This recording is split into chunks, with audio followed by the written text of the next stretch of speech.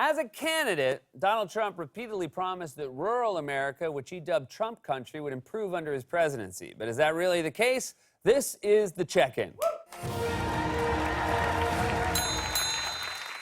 Throughout his presidency, Trump has consistently claimed that now he's in charge, everyone, especially his supporters, are coming out on top. America now is winning again. Some people are getting a little tired of winning.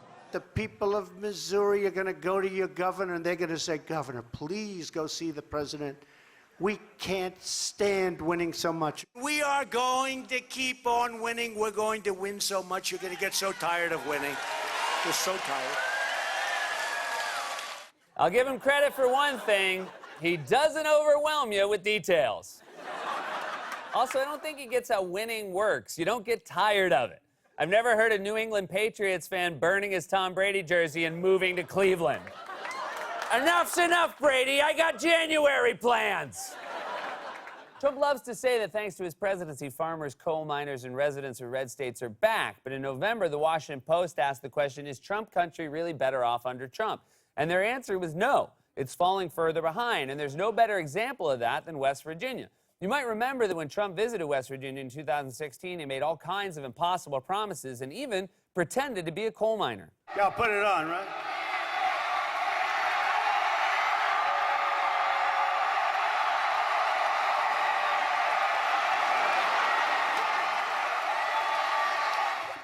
I've never seen someone so proud of his ability to put on and take off a hat. He took off that hat like a dove was gonna fly out of it.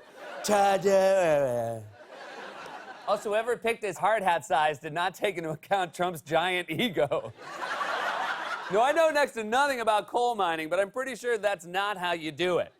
Unless I'm wrong, coal is generally not located under 4 to 6 inches of loose dirt on the surface. I think he's mistaking coal mining with clearing the driveway after a light snowstorm. But Trump didn't just act like a coal miner. He also promised he'd put coal miners back to work. And as president, he claimed he'd succeeded. It's really happening. We are back. The coal industry is back. We've ended the war on beautiful, clean coal. I will tell you, you will look back and you will say it was the single greatest vote you ever cast, and you are going to be very proud. And for those miners, get ready because you're going to be working your asses off, all right? So there you go. Trump says he's ended the war on coal and the coal miners will be working their asses off. But based on the actual facts, it sounds like their asses are still firmly on. Coal mines are closing faster than ever. A bleak outlook tonight on the coal industry. A brand new report from CNN suggests more coal plants have closed during the first 2 years of the Trump administration than the first 4 years of the Obama administration. It's not because of regulations, but competition with cleaner, cheaper forms of energy. Another 20 plants are expected to close this year.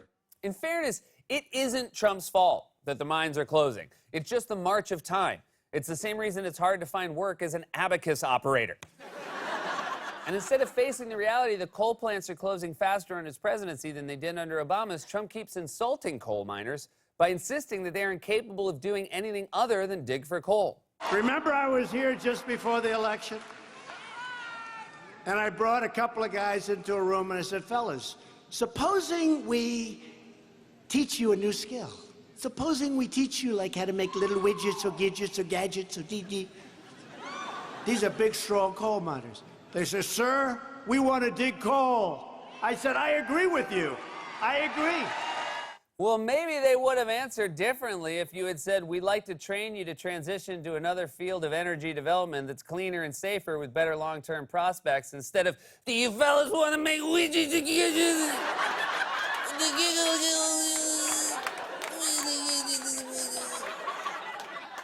Also, they told you they didn't want to learn new skills? Are you sure it wasn't just an assumption you made, like you did in an interview with Playboy magazine back in 1990 when you proclaimed, if I had been the son of a coal miner, I would have left the damn mines. But most people don't have the imagination or whatever to leave their mine. They don't have it, which is, it is an ability to become an entrepreneur, a great athlete, a great writer. You're either born with it or you're not. And by it, he of course means a wealthy father who cheated on his taxes. And don't take it from me. Even experts on coal mining in states like Pennsylvania and West Virginia have said that Trump's lies are actually hurting the coal miners he claims to be saving. He's lying to them. For 52 years, Art Sullivan worked in and consulted on mines around the world, and he bristles every time he hears the president claim to be the savior of coal. And that really disturbs me, because these are really good people. Do you feel the president gave these communities false hope over the last couple of years? In my opinion, absolutely. I mean, I'm an expert. He's not. If you spend several years working in coal mines, you're going to come to understand electricity, hydraulics, mechanics. I see no limitation on the average coal miner's ability to transition into any other field. That's right. Coal miners are qualified in electricity, hydraulics, and mechanics. Meanwhile, Trump isn't even qualified to be the canary.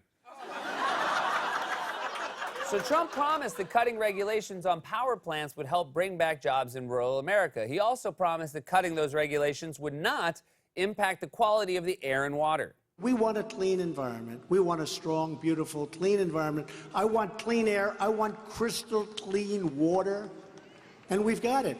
We've got the cleanest country in the planet right now. There's nobody cleaner than us. And it's getting better and better. Can we start by cleaning you off first? You can't claim we're the cleanest country when the president looks like he just lost a challenge to eat the world's hottest jalapeno pepper. Don't worry, my stomach can handle. Oh, I'm switching right away. So there you go. Coal mines might be closing faster under Trump, but at least they still have clean air to breathe and clean water to drink, right? The Environmental Protection Agency is considering rolling back regulations on mercury. It's a neurotoxin that can lead to brain damage, learning disabilities, and other birth defects in children. The Environmental Protection Agency announced the proposal today, saying that the cost of these regulations outweighs the health benefits. Remind us again why we care about mercury getting into the air. It's a powerful neurotoxin. There are also other hazardous air pollutants that are emitted along with mercury.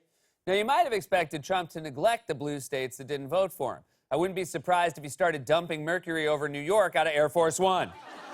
Don't breathe in, losers. But this is Trump country. These are people he promised to help, and if this keeps up, Trump might need a shovel to dig himself out of this hole. This has been The Check-In.